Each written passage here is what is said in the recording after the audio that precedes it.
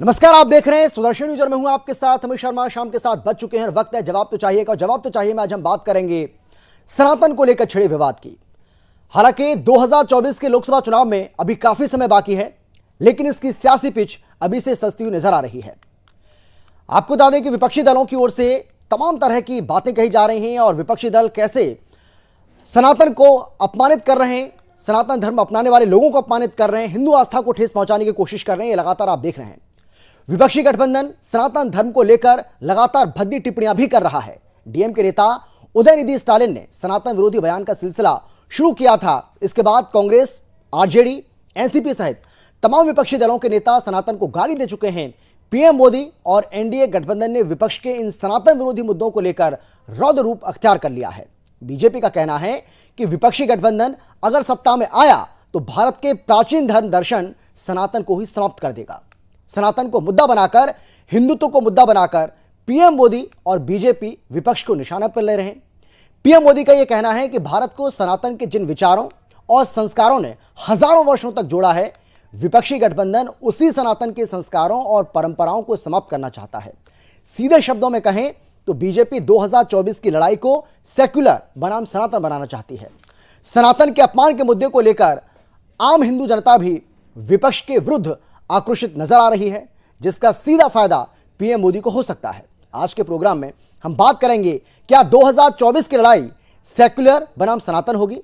विपक्ष की सियासी लड़ाई बीजेपी से है या फिर सनातन से है? और सवाल यह भी है कि क्या आईएनडीआईए गठबंधन सनातन मुक्त भारत बनाना चाहता है? सवाल इसके साथ यह भी जोड़ा जाएगा कि क्या सनातन का अपमान कर विपक्ष ने पीएम मोदी को मजबूत करने का ही काम किया है? चर्चा करेंगे, लेकिन पहले एक रिपोर्ट आपको हम दिखाते हैं, देखिए जरा।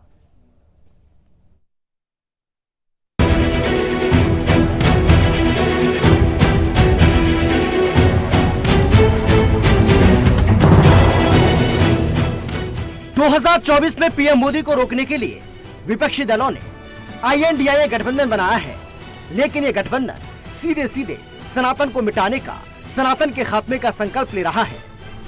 आईएनडीआईए गठबंधन के नेता बार बार सनातन विरोधी टिप्पणी कर रहे हैं।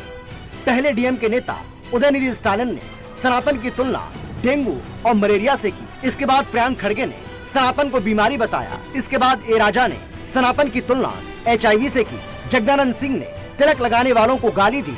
इसके बाद डीएम के नेता और तमिलनाडु के शिक्षा मंत्री पोन मुडी ने आईएनडीआईए गठबंधन के एजेंडे को उजागर कर दिया। पोन मुडी ने कहा कि आईएनडीआईए गठबंधन का गठन सनातन धर्म को खत्म करने के एकमात्र उद्देश्य से किया गया। ये लोग मोदी को हराने के लिए इकट्ठा हुए थे, लेकिन सनातन को मिटाने तक पहुंच गए। मोदी को हराने के लिए सनातन को मिटाने की कस्में खा रहे हैं। विपक्ष सनातन का अपमान कर 2024 की पिच पर बल्लेबाजी करना चाहता है, तो बीजेपी भी सनातन के मुद्दे पर ही विपक्ष को घेरने में जुट गई है। स्वयं प्रधानमंत्री नरेंद्र मोदी सनातन के मुद्दे को लेकर विपक्ष पर हमलावर हो रहे हैं, तो वहीं भगवाधारी सीएम योगी आदित्यनाथ भी सनातन के मुद्दे पर हुंकार भर रहे हैं। 2024 के लोकसभा चुनाव में सनातन बनाम सेक्युलर पॉलिटिक्स की सियासी बिसात बिछाई जाने लगी है।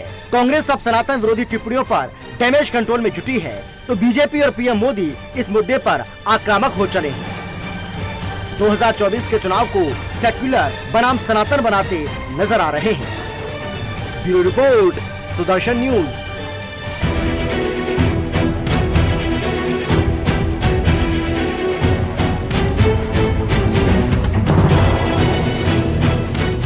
ये इंडी गठबंधन के लोग, ये गमंडिया गठबंधन के लोग उस सनातन परंपरा को समाप्त करना चाहते हैं जिस सनातन से प्रेरित होकर स्वामी विवेकानंद ने समाज की विभिन्न बुराइयों के प्रति लोगों को जागरूक किया। इंडी गठबंधन के लोग उस सनातन को समाप्त करना चाहते हैं। ये इंडी गठबंधन तहस नहस करना चाहता है। भारत की सनातन परंपरा पर उंगली उठाने का प्रयास हो रहा है। सनातन इन तुच्छ सत्ता परजीवी जीवों से क्या मिट पाएगा? अपनी मूर्खतावश वह अगर सूर्य की तरफ थूकने का प्रयास कर रहा है तो सूर्य पे उसका थूक नहीं पहुंचेगा। हिरण्यकश्यप ने ईश्वर की और सनातन धर्म की अवमानना करने का प्रयास नहीं किया था। जैसे सत्य है, शाश्वत है, ऐसे सनातन धर्म भी सत्य है, शाश्वत है। इस देश के अंदर यानी कि हिंदुस्तान के अंदर 80% हिंदू रहते हैं और 80% हिंदुओं का किस तरीके से अपमान किया जा रहा है, उनकी आस्था को ठेस पहुंचाई जा रही है, यह आप पिछले काफी समय से देख रहे हैं। पिछले 2 हफ्ते से ज्यादा का वक्त हो चुका है और लगातार सनातन का जो मुद्दा है वो बना हुआ है और सनातन पर जो संग्राम छिड़ा हुआ है उसी को लेकर आज हम चर्चा करने वाले हैं। लेकिन कौन कौन खास मेहमान हमारे साथ मौजूद है, सबसे पहले उनसे आपका हम परिचय कराते हैं।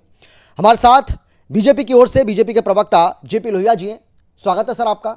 इसके साथ ही कांग्रेस की ओर से कांग्रेस के प्रवक्ता आदित्य त्रिपाठी जी हमारे साथ जुड़ गए, आपका भी स्वागत है सर।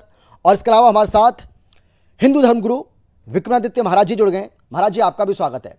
आप सभी का एक बार फिर से स्वागत करते हुए सबसे पहले मैं आदित्य त्रिपाठी जी आपके पास आना चाहता हूं और मेरा सवाल आपसे यह है कि खुद को जनेऊधारी ब्राह्मण कहते हैं राहुल गांधी, मंदिर मंदिर जाते हमने उनको कई बार देखा है, गांधी की विचारधारा से खुद को प्रेरित बताते हैं, लेकिन सवाल यह है कि इन सब के बावजूद भी राहुल गांधी की ओर से अब तक इस पर कुछ भी नहीं कहा गया है, चुप्पी साध रखी है।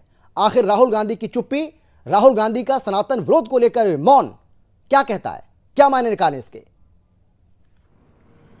देखिए अमित जी, यही हाल भारतीय जनता पार्टी ने कर्नाटका में किया था। बजरंग बली बनाम विपक्ष का पूरा चुनाव कर दिया था। ऐसा दिखाया कि ये लोग बजरंग बली के भक्त हैं और भारतीय जनता पार्टी के लोग और कांग्रेस के लोग हिंदू विरोधी हैं। पर कर्नाटका की जनता ने वहां पे साफ मैंडेट दिया, 267 सीटों से कांग्रेस को पूर्ण बहुमत देने का काम किया। और ऐसा लास्ट में लग रहा था हर जगह डिबेट बजरंग बली बनाम हिंदुत्व और कांग्रेस के लोग ऐसे चल रहे थे जैसे लग रहा था कि बस कांग्रेस की सरकार वहां अब नहीं बन पाएगी और भारतीय जनता पार्टी फिर वहां पूर्ण बहुमत की सरकार बनाने जा रही है। पर जनता जानती है कि उनके जमीनी मुद्दे क्या है। जिस तरह को प्रधानमंत्री जी, अच्छा पहली बात ये बताइए कि ये जो मुद्दा दिया है वो किसने दिया है? मुद्दा किसने दिया? मुद्दा देने वाले तो आप ही लोग हैं ना? डीएमके के नेता ने बोला है। मैं वही कह रहा हूं आपको, तो मुद्दा देने वाला कौन है? आपने थाली में इस तरीके से परोसा ये मुद्दा जिसको बीजेपी भुना रही है, दिया जाए तो गलती किसकी है, बीजेपी की है आपकी? देखिए भारतीय जनता पार्टी के लोग इसको मुद्दा बना रहे हैं। अगर ये मुद्दा मिला तो देश में बहुत बड़े बड़े मुद्दे हैं जिन पर बहस होनी चाहिए, चर्चा होनी चाहिए। आज बेरोजगारी सबसे बड़ा मुद्दा है, महंगाई मुद्दा है, पर उनको हटाकर देश के प्रधानमंत्री ने नहीं, इस देश में सनातन का अपमान किया जा रहा है, हिंदुओं की आस्था को ठेस पहुंचाने की कोशिश की जा रही है, उनको अपमानित किया जा रहा है।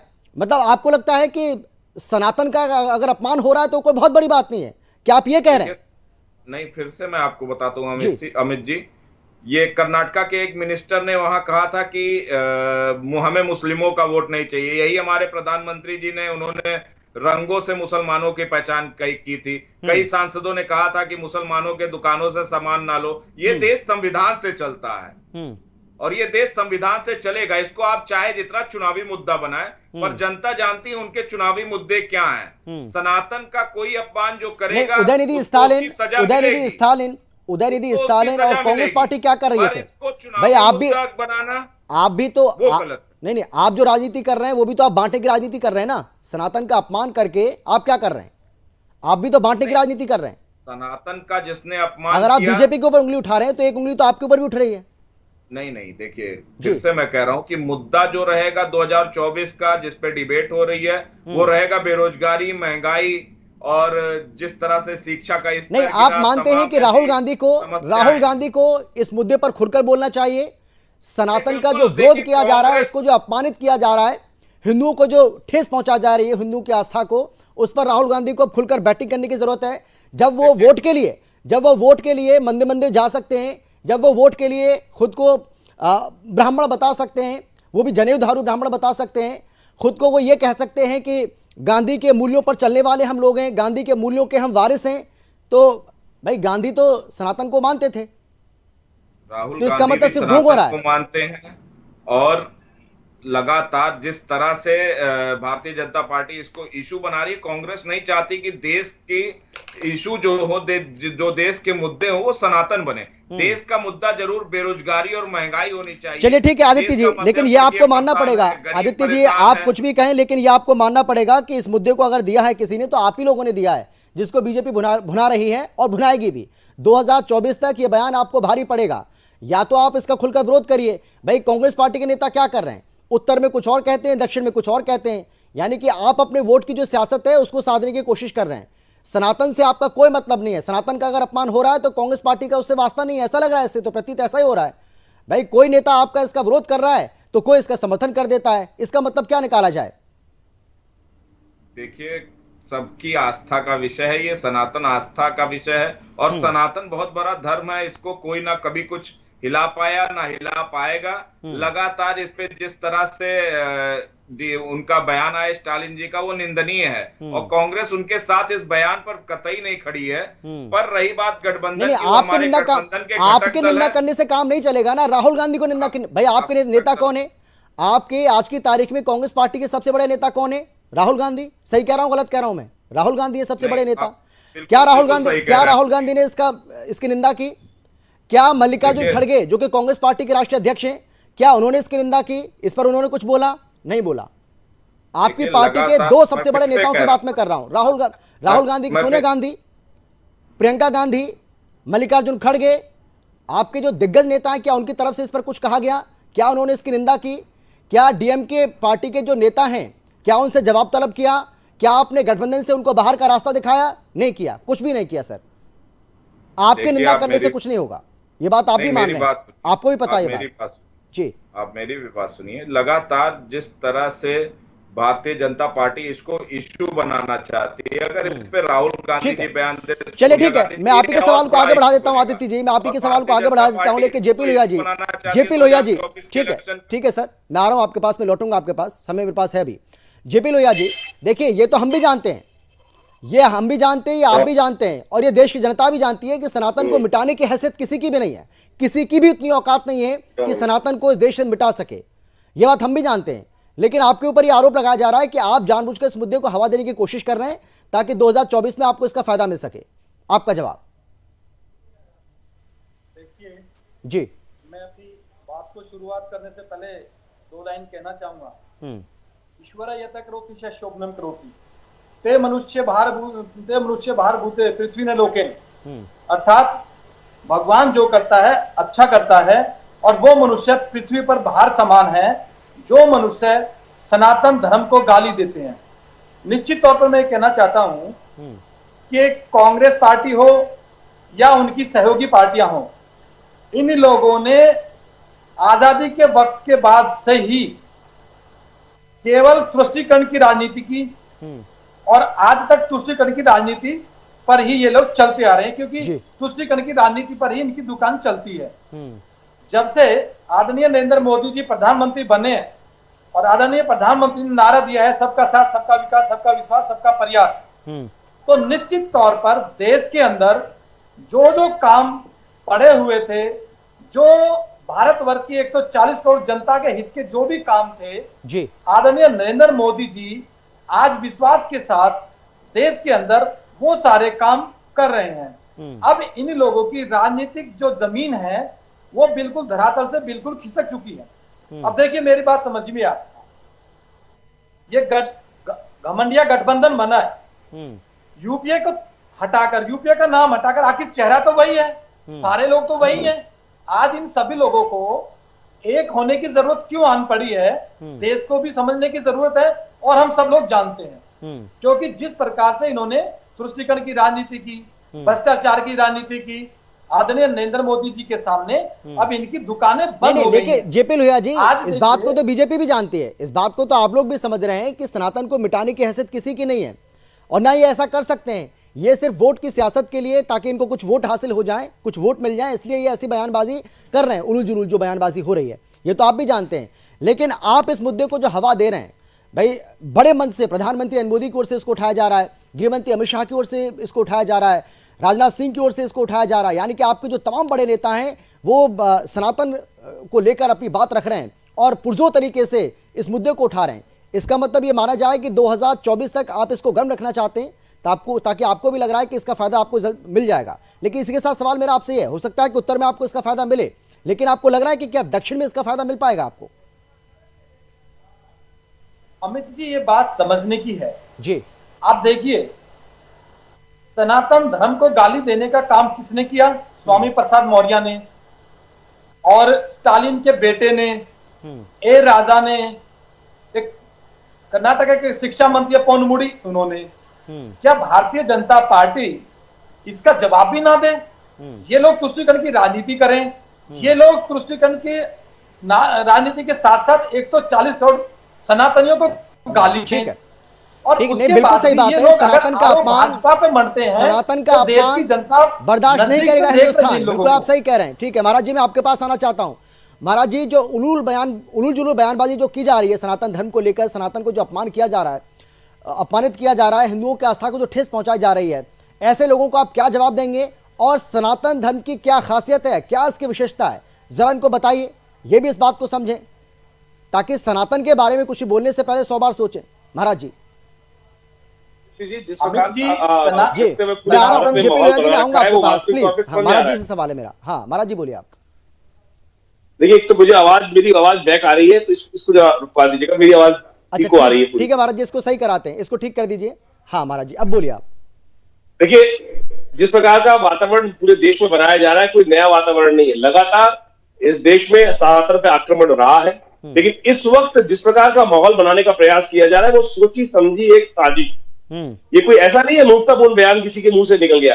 लगातार सीरीज चल रही है। दिल्ली से आप देख लीजिए, जिस प्रकार से आम आदमी पार्टी ने एक सीरीज शुरू करी थी, उसके बाद लगातार यूपी के अंदर समाजवादियों ने किस प्रकार से खेल खेला, उसके बाद बिहार के अंदर वो खेल शुरू हुआ, आगे बढ़कर वो खेल कर्नाटक में चला गया, फिर कर्नाटक से नीचे जाकर किस प्रकार से पूरे देश में व्याप्त हो गया। और यहाँ बैठे हमारे कांग्रेस की प्रवक्ता साहब आदित्य जी जिस प्रकार से यहाँ बात कर रहे हैं कि हम तो सहिष्णुता की बात कर रहे हैं, सनातन का सम्मान करते हैं, तो सम्मान करते हैं तो एक बात बताइए भैया, अब कल कई प्रवक्ता बोल रहे थे तर्क, सनातन के अंदर तर्क की बहुत जगह है, तर्क हम स्थान देते हैं। तर्क और कुतर्क में फर्क होता है जनाब।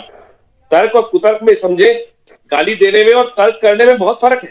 क्या आप मुझे बताइए, सनातन को आपके प्रेसिडेंट मल्लिकार्जुन खड़गे एक बयान दे रहे थे कि जिसके अंदर यदि बीजेपी आ जाती है तो पूरे देश में सनातन पुनः स्थापित हो जाएगा, इसलिए बीजेपी को आने नहीं देना।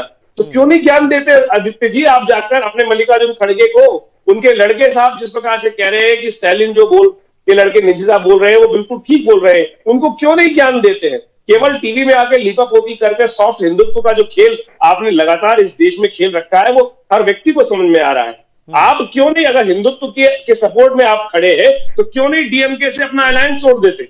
अगर आप वास्तविक तौर पर, नुपुर शर्मा ने एक किसी धर्म के ऊपर बयान दिया था, पार्टी ने उनको संपूर्ण रूप से निष्कासित कर दिया। एक उदाहरण उपस्थित किया कि किसी भी प्रकार से किसी भी व्यक्ति को किसी धर्म के बारे में गलत बोलने की किसी भी तरह से तवज्जो नहीं दी जानी चाहिए, और उसका पूरी तरह से संपूर्ण रूप से बहिष्कार किया जाना चाहिए। प्रवक्ता पद से हटा दिया, लेकिन आपके प्रेसिडेंट को कब आप हटाने जा रहे हैं? आप बताइए, यहां बैठकर पूरा देश सुनना चाहता है कि आपके प्रेसिडेंट मल्लिकार्जुन खड़गे जो बौद्ध धर्म अपना चुके हैं और जो इस बात को कहते हैं कि सनातन को पुनः स्थापित करना, यदि आप बीजेपी को चुनते हो तो सनातन पुनः स्थापित हो जाएगा, और उनके लड़के जिस प्रकार से स्टालिन के दयानिधि जो उदयनिधि का उसको बयान सपोर्ट कर रहे हैं, चिदम्बरम साहब के लड़के जिस प्रकार से पूरा डीएमके को सपोर्ट कर रहे हैं, और उन्हीं के बाद में और तो और आपके सलमान खुर्शीद बोको हरम से हिंदू धर्म को जोड़ देते हैं, और आपके एक्स जो होम मिनिस्टर थे उन्होंने तो जिहाद बना दिया गीता को। ये लगातार बयानबाजी चल रहे हैं, हिंदू टेररिस्ट हो गया, हिंदू आतंकवादी हो गया, हिंदू जिहादी हो गया, हिंदू आतंकी हो गया। ये लगातार जो सीरीज ऑफ बयान चल रहे हैं, ये साफ साफ समझ में आ रहा है कि लड्डू पकड़ना चाहते हैं, सॉफ्ट हिंदुत्व में खेलकर आपके नेता लोग लिपापोती करना चाह रहे हैं, जनेऊ कोट के ऊपर पहनकर। वास्तविक तौर पर अब देश समझ रहा है, अक्षर समझ रहा है, और आने वाले समय में इस प्रकार के जो देश बदल के बहरूपीय इस देश में घूम रहे हैं, उनका आमूल चूल नाश करने का समय आ गया है, और वो होगा, चिंता ना करें आप। लेकिन आपको, अगर आप हिंदुत्व की बात करना चाहते हैं तो सबसे पहले बताइए कि डीएमके के साथ छोड़ेंगे, अपने प्रेसिडेंट को हटाएंगे, और जिन जिन लोगों ने आपकी पार्टी के अंदर रहकर जो कुतर्क किया है, तर्क नहीं किया। हिंदू को गाली देना कोई तर्क नहीं होता है। तर्क उससे किया जाता है कि जो भारतीय संस्कृति को, वेद को, विज्ञान को समझता हो। लेकिन जिसने वेद विज्ञान के बारे में, संस्कृति के संबंध में, हिंदू संस्कृति के संबंध में, आपके तो प्रेसिडेंट ही पता नहीं कौन सी भाषा बोलते हैं कि हिंदू और हिंदुत्व में फर्क है। अरे भाई, पुरुष और पुरुषत्व में फर्क है क्या? पुरुष वही है जिसमें पुरुषत्व है जी। जिसमें पुरुषत्व ही नहीं है वो पुरुष नहीं, नपुंसक हो जाता है। तो हिंदू में हिंदुत्व ही समाप्त हो जाएगा, तो हिंदू रहेगा कहाँ? समझ में आनी चाहिए भाई साहब। किस प्रकार की अनर्गल वार्ता आप लोग इस देश में कर रहे हैं? जनता मूर्ख नहीं है, जनता को एक एक चीज समझ में आ रही है। आपके सुरजेवाला साहब जो कह रहे थे कि बीजेपी को सपोर्ट देने वाले लोग राक्षस है, तो आपको आप वास्तविक तौर पे समझ में आ रही है कि जिनको क्या चीज दिखाई दे रही है और क्या खेल आप खेलने जा रहे हैं। केवल तुष्टीकरण की नीति फॉलो करते हुए इस देश को विभाजित कर कर जो नीति आपके पंडित जवाहरलाल नेहरू ने इस देश के अंदर खेली, इस देश के अंदर खेली और देश को विभाजित किया, आप पुनः उसी रणनीति के अंतर्गत कार्य कर रहे हैं। ये हर व्यक्ति को समझ में आ चुका है। देश के मीडिया को आपने पिछले 40 सालों, 50 सालों में, 70 सालों में आपने कैसे बांध के रखा हुआ था, देश को पता ही नहीं चला। देश को कैसे मीठा जहर आप देकर खत्म करते रहे, वो हर एक को समझ में आ गया। ना तो 70 सालों में आपने मुसलमानों का उद्धार किया, ना इस देश की संस्कृति का उद्धार करने का प्रयास किया।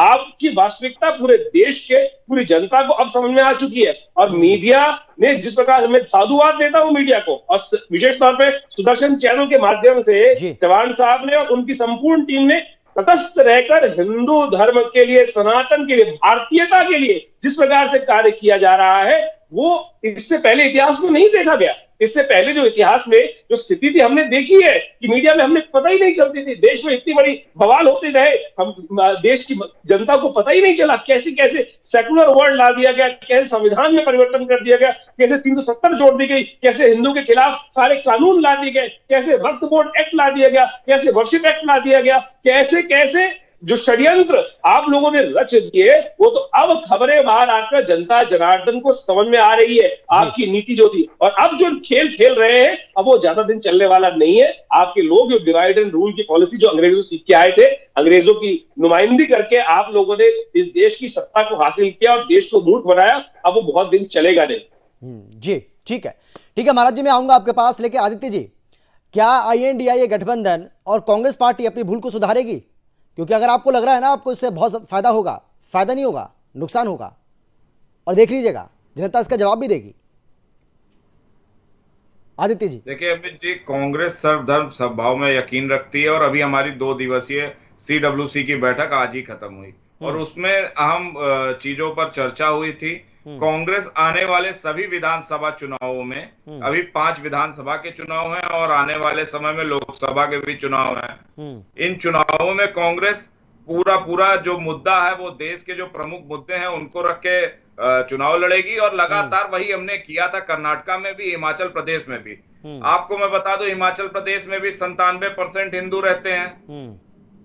पर ये जिस तरह से जो जनता के मुद्दों को भटकाने का काम आज हो रहा है, वो जनता समझ रही है। क्या वो सनातनी लड़कियां नहीं थी जिनके साथ दुराचार हुआ था और उनके सांसद को बचाने का प्रयास पूरी भारतीय जनता पार्टी ने किया था? क्या वो 700 किसान सनातनी नहीं थे जिनकी शहादत हो गई किसी बिल के दौरान? क्या वो लोग सनातनी नहीं थे? पर नहीं, इस जो प्रमुख चीज है आज, जो देश की प्रमुख समस्या है, वो बेरोजगारी है, महंगाई है, जिस पे चर्चा होनी चाहिए। राहुल गांधी सनातनी तो आप उस पर चर्चा कर कहां रहे हैं? आदित्य जी, सवाल तो ये है कि आप उस पर चर्चा कर कहां रहे हैं? आप तो हिंदुओं का अपमान कर रहे हैं, हिंदुओं की आस्था को चोट पहुंचा रहे हैं। आप सनातन धर्म पर बोल रहे हैं, उसको अपमानित कर रहे हैं। भाई जो मुद्दे उस पर तो आप बोल ही नहीं रहे ना। जब भी INDIA गठबंधन, जो इंडिया गठबंधन है, वो बना था, कांग्रेस ने क्लियर कहा था हम संविधान को लेकर साथ आए हैं और संविधान की रक्षा के लिए साथ आए। ये देश संविधान से चलेगा और ये देश उसी संविधान से चलेगा जिसको भारतीय जनता पार्टी मिटाना चाहती है। आज जिस तरह दलितों पर अत्याचार हो रहे हैं, जिस तरह आदिवासियों पर अत्याचार हो रहे हैं, ठीक है, वो भी सनातनी है। हाँ ठीक है। हाँ JP जी, जवाब दीजिए।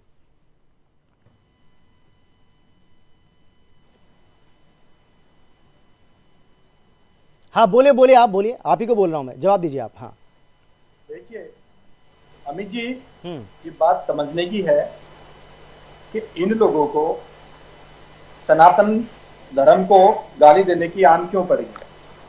क्या इनके पास देश में आज कोई मुद्दा ही नहीं है? ना इनके पास गरीबी का मुद्दा है, ना इनके पास बेरोजगारी का मुद्दा है, ना इनके पास और आम जनता से जुड़े हुए कोई मुद्दे हैं। आखिर इनको सनातन धर्म को गाली देने की जरूरत क्यों पड़ी? क्योंकि जो इन गठबंधन की जो पार्टी पर, जो मैं ये बात कहना शुभ नहीं मानता कि इन लोगों की जो मानसिकता है वो केवल और केवल सन 1947 से और आज तक केवल तुष्टिकरण पर ही टिकी हुई है।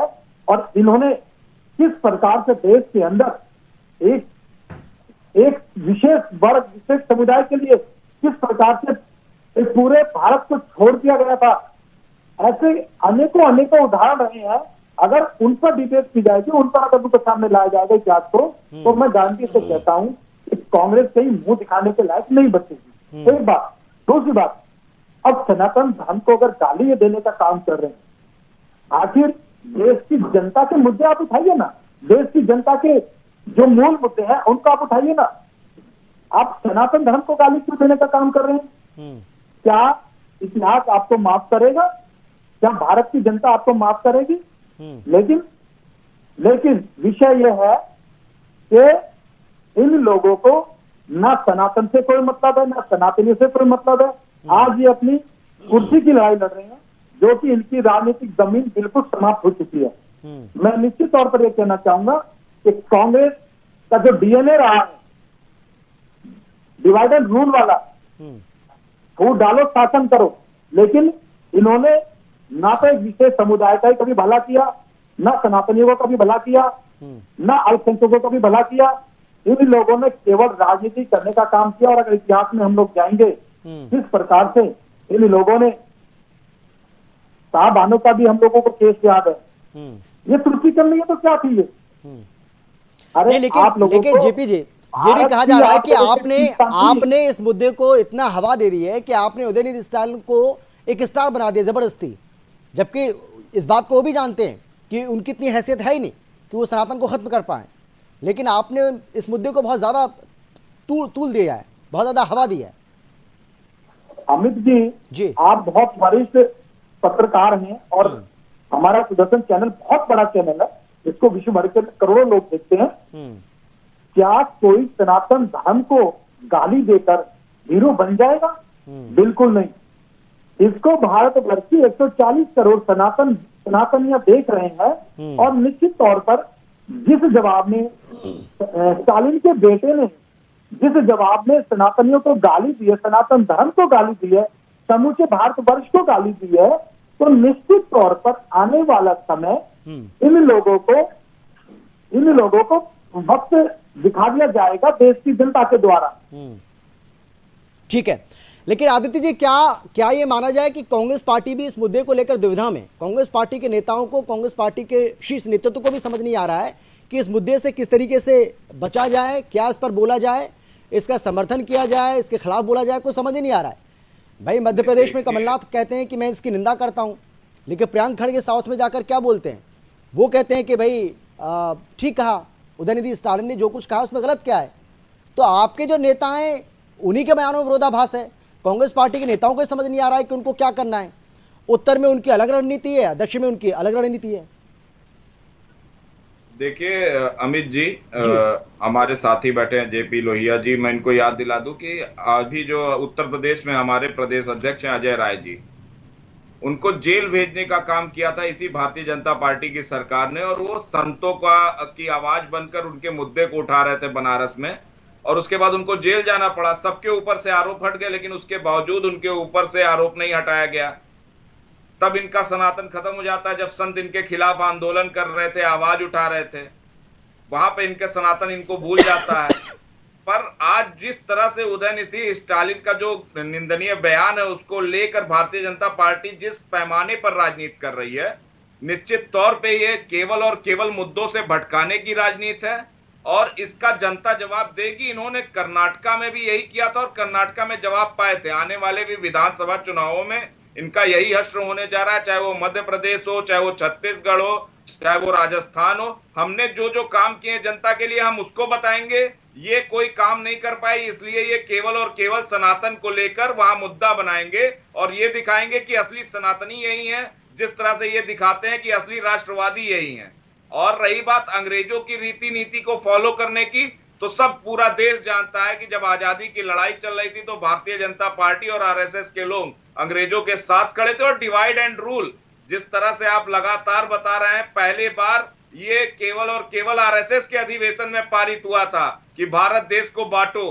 2 नेशन थ्योरी इन्हीं के उसमें पारित हुआ था। तो इस तरह से राष्ट्रीय चैनल पर बैठकर कुछ भी बोल देने से वो सही नहीं हो जाता। आपको फैक्ट्स पे बात करनी होगी और जनता जानती है उनकी जमीनी मूलभूत मुद्दे क्या है, उनको क्या चाहिए। वो बेरोजगारी से त्रस्त है, वो महंगाई से त्रस्त है। आज मध्यम वर्गीय अनाज नहीं खरीद पा रहा, दाल 170 रुपए पहुंच गया है। कड़ू का तेल का दाम आप देख लीजिए, वो भी सैकड़ा पार है। लगातार उसको कम करने के बजाय जब हमारे देश के प्रधानमंत्री सनातन को मुद्दा बनाकर देश में कांग्रेस को घेरना चाहते हैं, पर नहीं, जनता जानती है कि उनको क्या चाहिए। हम 500 रुपए में सिलेंडर दे रहे हैं राजस्थान में, इनको कष्ट है, ये कहीं दे नहीं पा रहे हैं, तो आज ये केवल और केवल उसको मुद्दा बनाकर राजनीति करना चाहते हैं। सनातन की रक्षा करने से ज्यादा सनातन पर राजनीति आपने मेरे सवाल का जवाब नहीं दिया है सर। मैं आपसे ये जानना चाह रहा हूं कि कर्नाटक के नेता आपके इसका समर्थन करते हैं, लेकिन मध्य प्रदेश के आपके नेता इसका विरोध करते हैं, वो उसकी निंदा करते हैं। तो क्या कांग्रेस पार्टी का स्टैंड क्या है? कांग्रेस इस बयान पर कदापि उनके साथ नहीं है। ये उनका निजी बयान है और ये निंदनीय है। कांग्रेस केवल और केवल जनता के मुद्दों को लेकर चुनावों में जाएगी और इस बयान का समर्थन नहीं करते, इसलिए इस बयान पर हम ज्यादा चर्चा नहीं करना चाहते। चर्चा होनी चाहिए जनता के मुद्दों पर, और राजनीति में जनता के मुद्दे नहीं करना चाहते सर। आप चर्चा इसलिए नहीं करना चाहते क्योंकि आप फंस रहे हैं इस मुद्दे पर। आपको पता है ऐसी कोई बात नहीं है। मैंने कहा ये एक ऐसा मुद्दा है आपके लिए, का नाम लेकर कांग्रेस पार्टी के लिए एक ऐसा मुद्दा है ये कि ना आप इसको निगल सकते हैं ना आप इसको उगल सकते हैं। नहीं, देखिए, इसीलिए आप इससे बचना चाह रहे हैं। नहीं, कांग्रेस पार्टी ने एक बार इस मुद्दे को दिखाया कि जनता के मुद्दे कहीं बहुत बड़े हैं, और बजरंग बली के नाम पे पूरा ये चुनाव लड़ते रह गए। उसके बाद बजरंग बली ने हमें आशीर्वाद दिया। बजरंग बली ने दिखाया कि सनातनी कौन है और कौन सनातन पर राजनीति करता है। हाँ, ठीक है। जेपी लोहिया जी, आप जवाब दीजिए, उसके बाद मैं महाराज जी के पास जाऊंगा। वो जो बात कह रहे हैं ये बात तो ठीक है भाई, कर्नाटक में भी आपने तमाम ऐसे मुद्दे रहे, आपने उन मुद्दों को बुझाने की कोशिश की, और जिसमें बजरंग बली वाले मुद्दे का जिक्र भी कर रहे हैं, लेकिन उसका उल्टा असर देखने को मिला। अब आप ये तमिलनाडु में या पूरे देश के परिप्रेक्ष्य में अगर देखा जाए 2024 के लिहाज से, तो आपको लग रहा है कि इस मुद्दे को अगर आप उठाएंगे तो, क्योंकि देखिए ये तो बात सच है कि हिंदुओं की आस्था से जुड़ा हुआ ये मुद्दा है और हिंदू इस पूरे मुद्दे को लेकर एकजुट है इस वक्त, तो परेशानी तो होगी INDA गठबंधन को।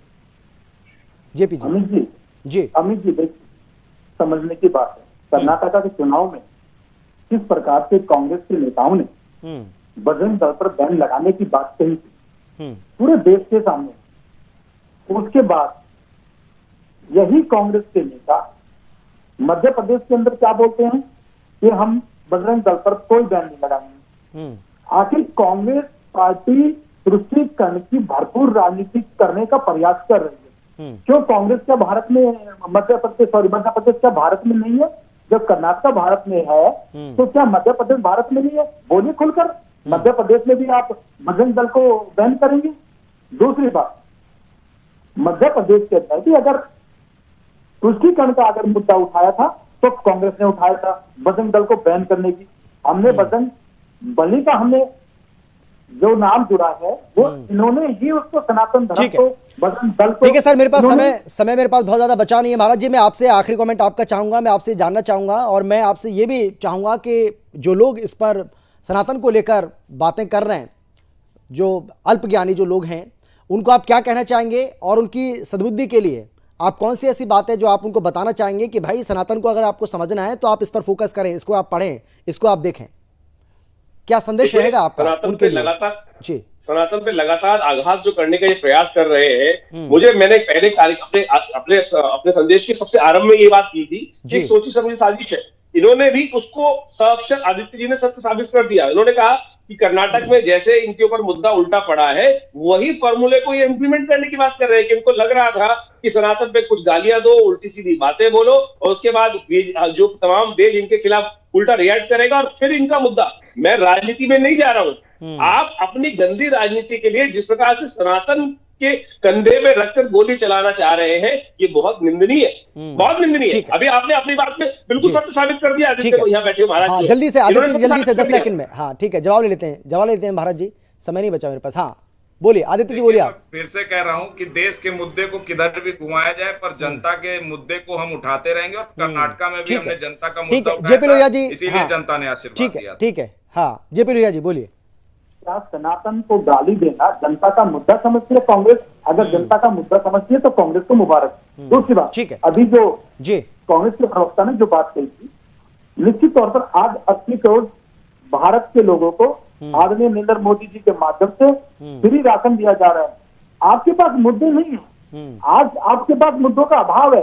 आप ठीक है। केवल सनातन को चलिए सर, मेरे पास समय की कमी है, समय में मेरे पास इतना ही है। जेपी जी आपका, महाराज जी आपका, इसके साथ ही आदित्य जी आपका बहुत धन्यवाद चर्चा में शामिल होने के लिए, अपनी अपनी बात रखने के लिए। लेकिन इन विपक्षी दलों को यह समझना होगा कि इस देश में 80% हिंदू रहते हैं, और 80% हिंदू का मतलब यह हुआ कि अगर आप सनातन का अपमान कर रहे हैं तो आप हिंदुओं की आस्था को ठेस पहुंचाने की कोशिश कर रहे हैं, आप हिंदुओं का अपमान कर रहे हैं, उनकी आस्था पर आप आघात कर रहे हैं। या तो जो INDA जो गठबंधन है, INDIA, इस गठबंधन को अपने किए पर पछतावा हो, ये माफ़ी मांगे देश की जनता से, नहीं तो आने वाले समय में ये देश की जनता, ये हिंदू, इनको सबक सिखाने के लिए बिल्कुल तैयार बैठा है। और जितने भी ये बयानबाजी दी जा रही है, हो सकता है कि इनको इससे थोड़े से वोट हासिल हो जाएं, लेकिन हिंदुओं की आस्था के साथ खिलवाड़ करना किसी भी सूरत में बर्दाश्त नहीं किया जाएगा, और हिंदू अपने वोट की ताकत से इसका जवाब देगा। फिलहाल इतना ही, लेकिन देश और दुनिया की बाकी खबरों के लिए आप देखते रहिए सुदर्शन न्यूज़। नमस्कार।